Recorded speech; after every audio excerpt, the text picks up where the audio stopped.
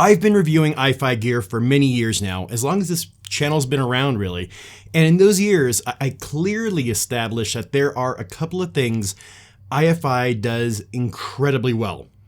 Aesthetics and the balance between price and performance. Let's see if they're still doing it right.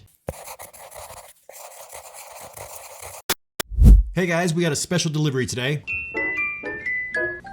It's from iFi Audio. Let's go ahead and see what's inside.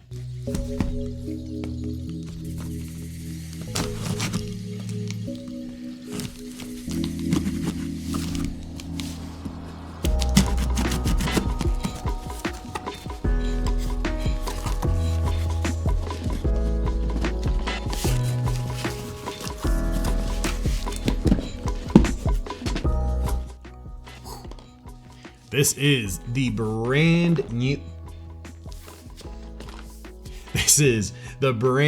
Zen DAC. All right, let's go ahead and see what's inside. Ooh, first things first. Gotta love the little iFi stickers. Thank you. Right on top, we got a quick start guide. Kind of lets you know how to put it together, really, if you're not really into this type of stuff.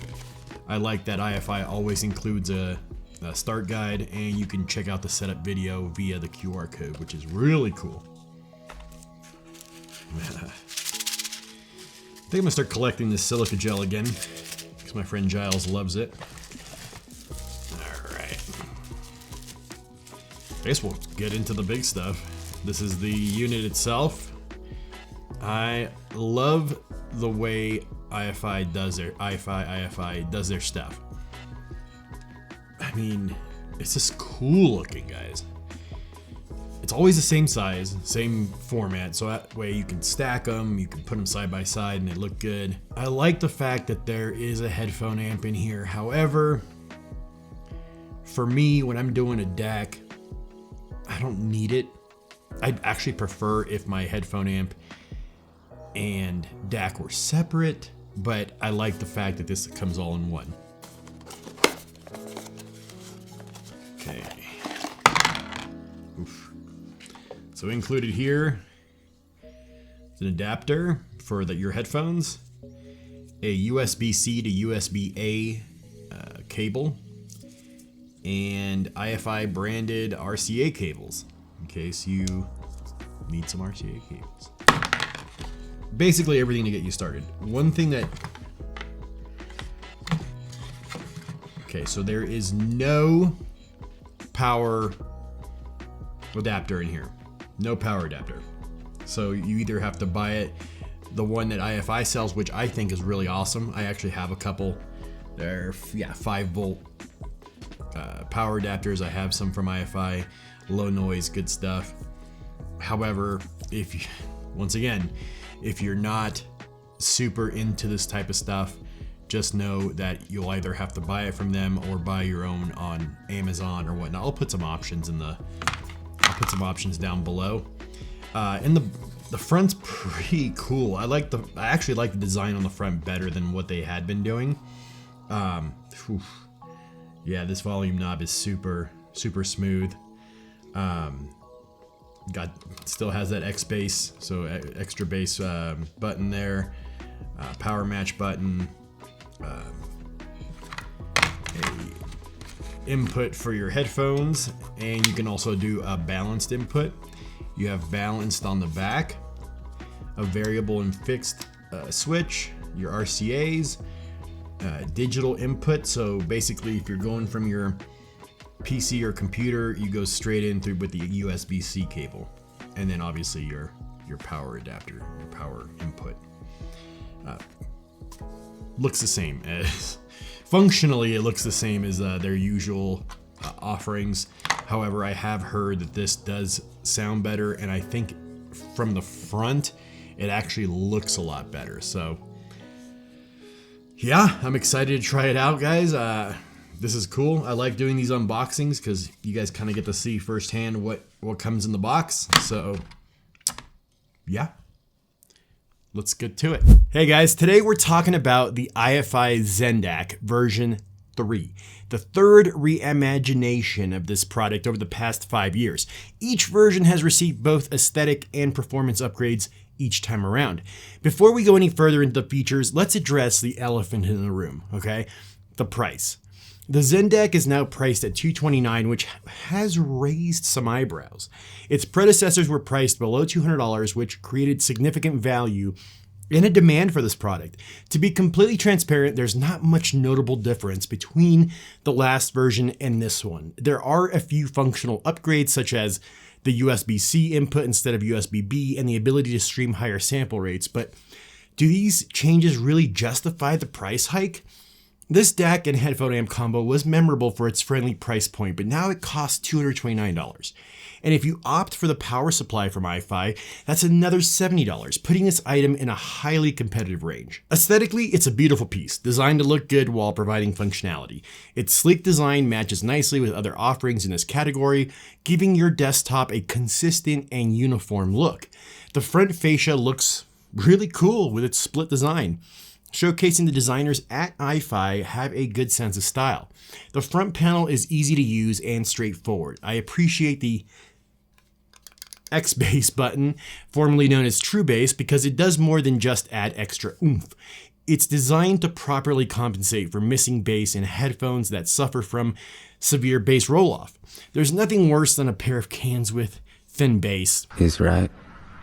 Though thankfully my hi-fi man HE5SEs have an abundance of bass. The power match feature offers a switchable high-low gain option, meaning quiet and louder, I guess. The cool LED on the front indicates the audio format and sampling frequency, a common feature among these types of DACs. However, a small screen displaying the information would have been nice too, as memorizing the color palette for different sample rates just seems impractical. The balanced output and RCA outputs on the rear can connect to a preamp or amplifier. In my setup, they go straight into my Aperion Audio Alair speakers on my desktop through the RCA connections. The fixed or variable switch controls the line direct and preamp options. Now, one thing to note is that all the outputs transmit sound simultaneously, which bothers me. It might be a non-issue for most people. Perhaps I'm freaking weird about this detail, but I don't like it. Now, something I left out earlier when I was talking about the power adapter is the fact that you can power this thing with the USB-C cable and it works just fine. I'm not going to complain about the lack of optical or coaxial inputs, even though I'd like to, because this unit is meant to be connected to your PC. So it makes sense to keep it simple with just a USB-C input. Most new motherboards and PCs now come standard with USB-C connections, so no problem. I wouldn't use this as a DAC for my main system, guys. As much as I'd love for this to be my endgame solution at $230, it's just not feasible with this unit. It wasn't built for that purpose. Another interesting exclusion is Bluetooth.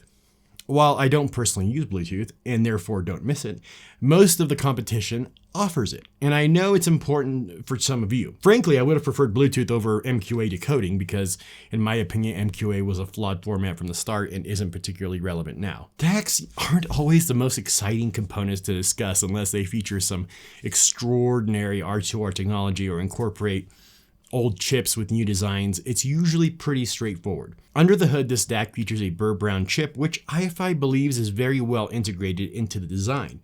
I'm surprised they chose burr brown when ESS and AKM have made some impressive strides, but as I always say, the engineer can create real magic depending on how they integrate the chip. I found the sound to be incredibly smooth. Smooth like butter. Some guys like butter. The imaging and overall detail were adequate. It wasn't mid-range forward, which is a characteristic I prefer, but for those who enjoy dynamic mid-range, it's just not there. The treble was pleasant, not bright or fatiguing. I could listen to music through this DAC for a long period of time without getting tired, which is a great advantage. The X bass button really made a difference. It added aggression and depth to the sound, both on my desktop speakers and in my headphones. Be careful with the power match button. Going from low to high could blow your speakers and your eardrums if you were already listening to music at a higher volume. I thought it was a pleasant experience. It's a decent DAC and can hold its own within the price point. I use the FIO K7 as my daily driver. To be honest, these two share many features and I feel both sound quite nice in their own respect. At this price point, you can't really expect a spiritual awakening or experience from these DACs. All you can ask for is a pleasant sound while you're working or gaming. The Zen DAC is a good option for someone who doesn't necessarily care about the features it lacks and just wants a capable DAC that looks really nice on their desktop and does what it's meant to do: convert the ones and zeros into a nice, smooth sound. If you already own version 2 of this DAC, I don't think the difference is significant enough to justify upgrading unless you really prefer the look of the version 3. Personally, I find the version 3 much sexier than the version 2. The Zen DAC did manage to fight its way to the stamp of approval. Thank you for spending a little part of your day with me today. I hope you got some clarity about the Zen DAC, and if you enjoyed the video, I encourage you to dance with the like button. Subscribe to the channel to help me grow. Don't forget to check out my Patreon and my t-shirt shop. Info's down below. And ring the bell to get notified every time a new video is born. With all that said and done, see you on the next one, friends. Take care.